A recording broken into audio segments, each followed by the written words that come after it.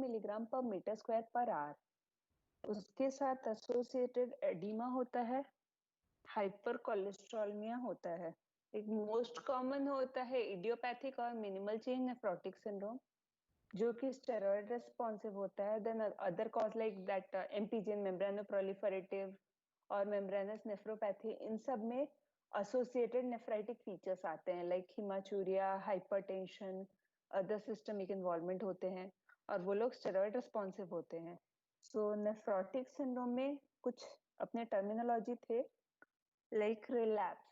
Relapse होता है like after stopping treatment, if patient again develops 3 plus or 4 plus proteinuria, it's called a relapse.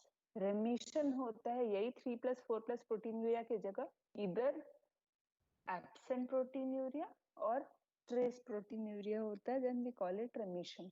remission usually steroid शुरू करने के within 2 weeks हो जाता है ना। अगर वो 4 weeks तक respond नहीं करता है तो हम उसको steroid resistant nephrotic syndrome बोलते हैं। Okay, so today our topic is hematuria. Hematuria means red urine or blood in urine.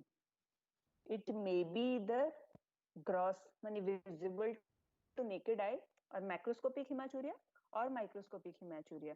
Like on urine routine examination, you will get hematuria, that is microscopic hematuria. The definition of hematuria is at least 5 red blood cells per high power field of centrifuged urine and 5 RBCs per microliter in case of uncentrifuged specimen. Okay. Some other color seen with the hematuria is cola tea colored, usually seen with glomerular disease. Like in case of acute glomerulonephritis, you will get either cola tea colored urine. Whereas red urine or pink colored urine suggests a non-glomerular cause. We'll read about the non-glomerular cause later on. The prevalence of this hematuria is 0.5 to 2% among school-age children. Coming to pathophysiology, in glomerular cause, there will be structural disruption in the integrity of the basement membrane due to any infection or inflammation or immune-mediated process, or there can be disruption in the renal tubules. After glomerulus, these tubules come. If there is any disruption, then it can also lead to hematuria or erosion on any mucosal surface of the genitourinary tract. So starting from the kidney till the urethra, if there is any disruption, it will lead to hematuria or blood in urine. Okay. Coming to the causes of hematuria, first we'll read about the glomerular cause. Again, the glomerular cause is divided into isolated kidney involvement or disease leading to multisystemic manifestation.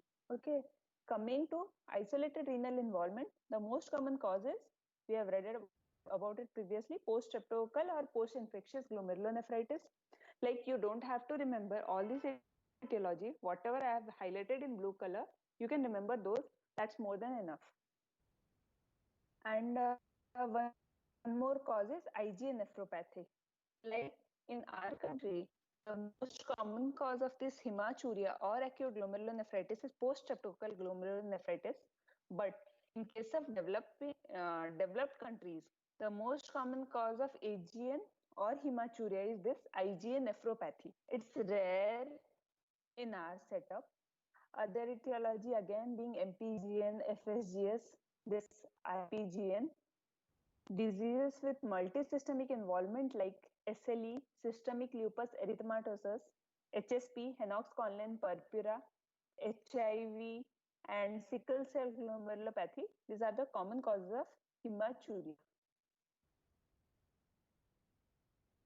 Then coming to the extraglomerular causes, first is upper urinary tract. Upper urinary tract means the tubules of the kidney and the interstitium. So tubular interstitial diseases like pyelonephritis. Pyelonephritis is a spectrum of UTI involving the upper urinary tract. Pyelo, meaning kidney. Kidney involvement in case of UTI is known as pyelonephritis. That is an important cause of hematuria. Other than that, ATN, acute tubular necrosis caused by any infection or drugs. Interstitial nephritis. Then anatomic abnormalities like polycystic kidney disease, tumors like this Wilms tumor. These things also can lead to hematuria. Then coming to some vascular cause like sickle cell disease, it is a very important cause in our country. Then in lower urinary tract, the most common cause is UTI. It can involve the bladder leading to cystitis or urethritis, kidney in the urinary tract known as urolithiasis.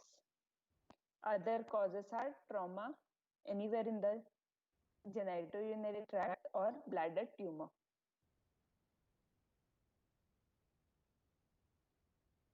The common causes of gross hematuria or the macroscopic hematuria that is visible to naked eye are: first is urinary tract infection anywhere from the kidney to the urethra. It might be pyelonephritis, cystitis, urethritis. Other etiology being meatal stenosis, perineal irritation, trauma, urolithiasis, that is stone in the genitourinary tract.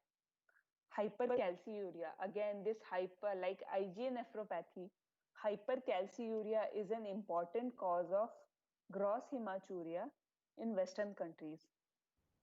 Okay, and again this post-infectious glomerulonephritis is an important cause of gross hematuria.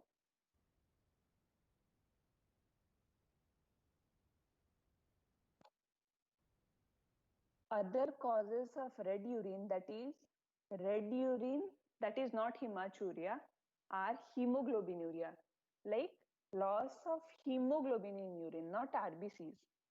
Most common cause of this is any hemolysis, that is RBC is destroyed and the hemoglobin will be excreted in urine. Myoglobinuria, like myoglobin in urine, which is seen in breakdown of skeletal muscle, that is rhabdomyolysis due to any cause.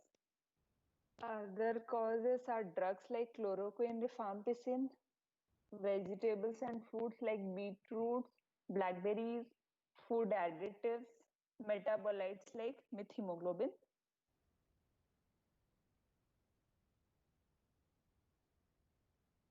Now coming to the history and examination part. In history, age is important because in case of children in 2 to 5 years, the most common cause of hematuria is Wilms tumor or any other tumor of the kidney. Okay, in more than 5 years, the most common cause is post-infectious glomerulonephritis. Coming to male or female distribution, in female, UTI is more common, like in the initial 5 years. After that, SLE is more common in females, so you'll be seeing SLE nephritis. In males, this hereditary cause like X-linked form of Alport syndrome can be seen. In race, mostly white people present with idiopathic calciuria, and sickle cell disease is common in our setup.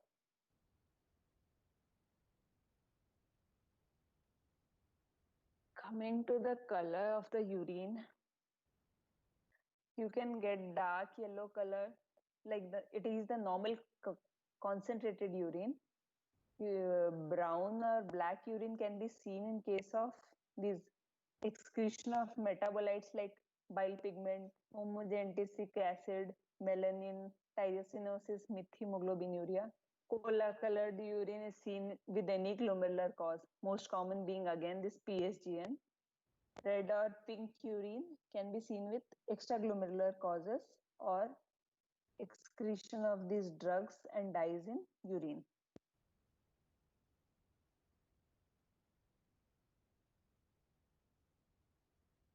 So now in history, you will also ask about the characteristics of urine, like the amount of urine passed is each over 24 hours, it is mostly reduced in this acute glomerulonephritis.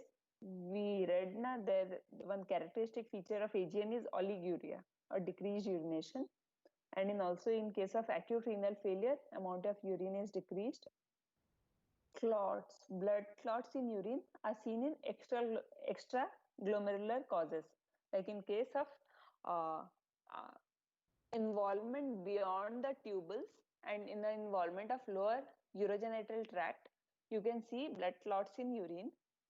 Increased frequency dysuria, that is painful micturition, and enuresis, excessive nighttime urination. It is seen in case of UTI, urinary tract infection. Frothy urine. Frothy urine is characteristic of proteinuria. It is mostly seen with glomerular diseases. And the timing of bleeding.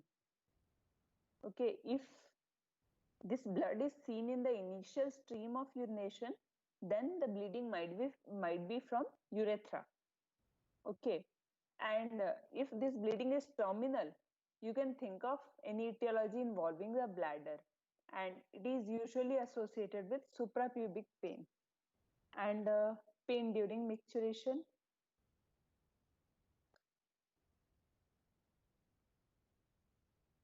In history, you have to also ask about associated symptoms like fever. Fever with hematuria, you have to think of first UTI, urinary tract infection, other etiology being acute glomerulonephritis, and if fever is prolonged, you can think of multisystemic disease like SLE. If it's associated with edema, it can be acute glomerulonephritis, okay, or it can be nephrotic syndrome due to secondary cause. Hypertension. We have read that again hypertension is a characteristic feature of AGN. Hypertension can manifest as headache, visual changes like blurring of vision, diplopia, epistaxis, seizures. Okay. If hematuria is associated with pain abdomen, you can think of urolithiasis, that is stone in the urinary tract. The pain is typically described as going from the loin to the groin. Okay. Pain abdomen can also be seen in case of UTI. If hematuria is painless, think of glomerular cause. Hematuria along with mass in abdomen is associated with mostly hydronephrosis, that is the swelling of kidney, accumulation of fluid there. PKD, polycystic kidney disease, will be felt as abdominal mass and also Wilms tumor. Like this Wilms tumor is very much common in less than 2 years age group. If you are getting hematuria in 2 years age group, you have to exclude malignancy there. Again, rare causes, like if it involves joint pain, patient is having joint pain, rashes, or any other neurological manifestation like psychosis, seizures, you can think of the diseases like SLE, HSP with multisystemic involvement.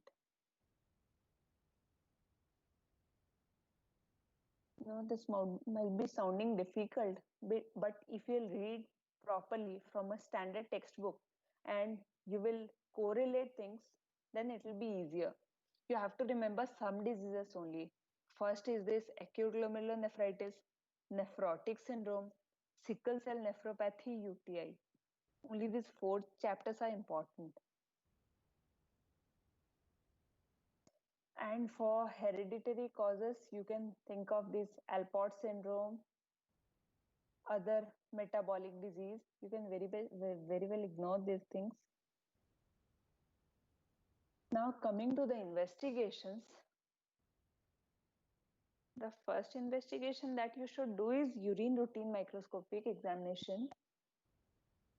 So as we know, as per the definition, more than RBCs per high power filled in centrifuged urine is the definition of hematuria. Now, from urine routine microscopy, how can you differentiate between the glomerular and non-glomerular cause?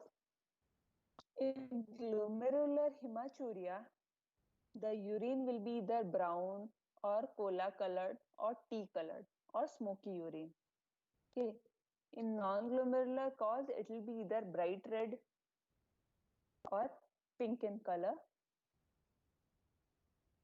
In glomerular hematuria, RBC cast will be seen. You can see in the diagram that RBCs are accumulated and they are forming a cast. This RBC cast is characteristic of glomerular hematuria. In non-glomerular cause, there will be passage of clots and there will be terminal hematuria. At the end of micturition only you will get the bleeding. In glomerular cause, you will get associated proteinuria, that is 2 plus or more. But in non-glomerular cause, there will be only 1 plus or trace proteinuria. Deformed RBCs can be seen in glomerular cause only, and RBC morphology will be normal in non-glomerular cause.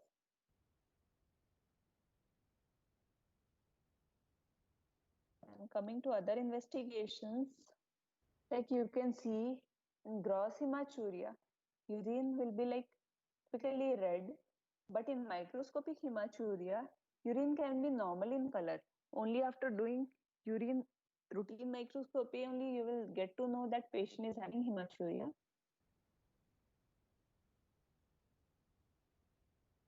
So now coming to approach to a case of hematuria. First, you have to ask the patient about the color of urine.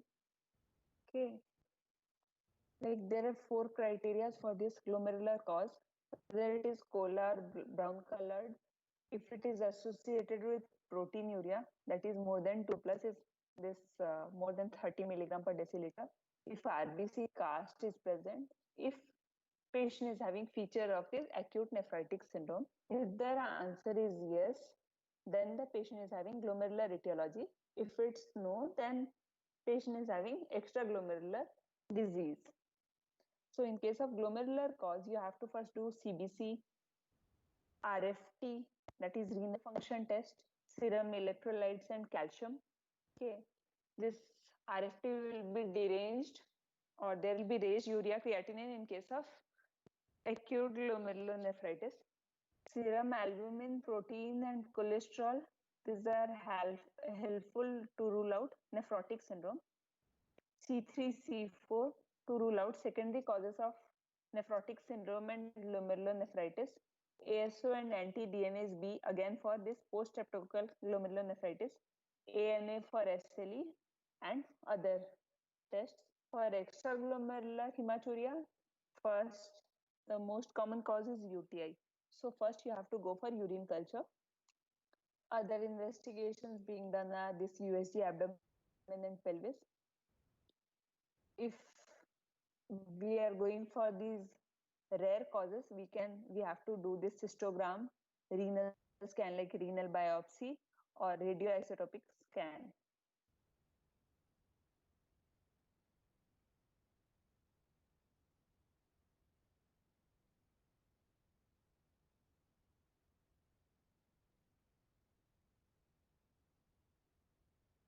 So whatever I told in just in that slide, it's presented here. First, investigation of choice is urine culture sensitivity, RFT, blood urea creatinine, CBC.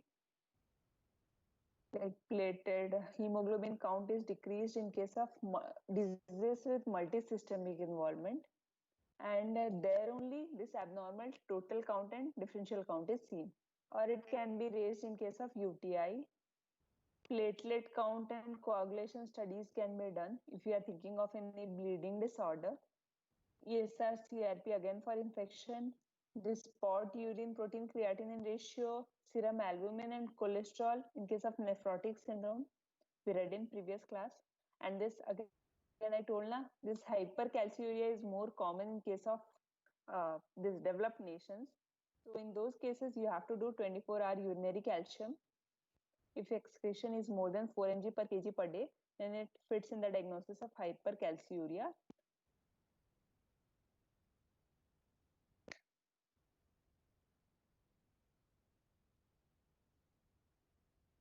Then we need some imaging studies like USG or ultrasonography in case of urinary tract congenital anomalies like hydronephrosis, hydroureter, tumor, or any renal parenchymal disease.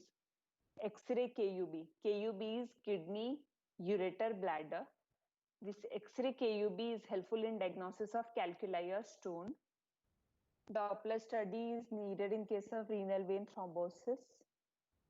Micturating cystourethrogram, actually it is done in case of recurrent UTI. We'll be reading it in the next class. Okay, and for knowing the renal function, you can do radionuclide studies. And the last investigation that is to be done is renal biopsy.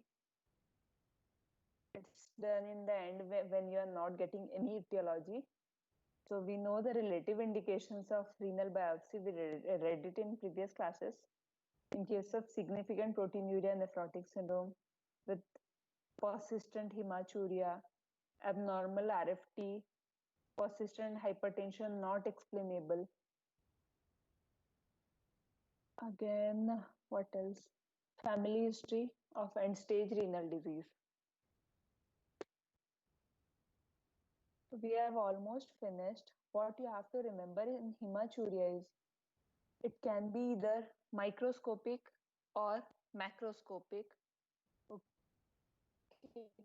You have to remember some etiology like this: glomerular cause, extraglomerular cause. In glomerular, remember PSGN, post-streptococcal glomerulonephritis, IgA nephropathy, SLE, Lennox-Gastaut purpura, sickle cell glomerulopathy. In extraglomerular cause, UTI is the most common diagnosis, followed by intubles, acute tubular necrosis. In anatomic abnormalities, you can think of polycystic kidney disease and tumors. Okay, the most common tumor of kidney is Wilms tumor.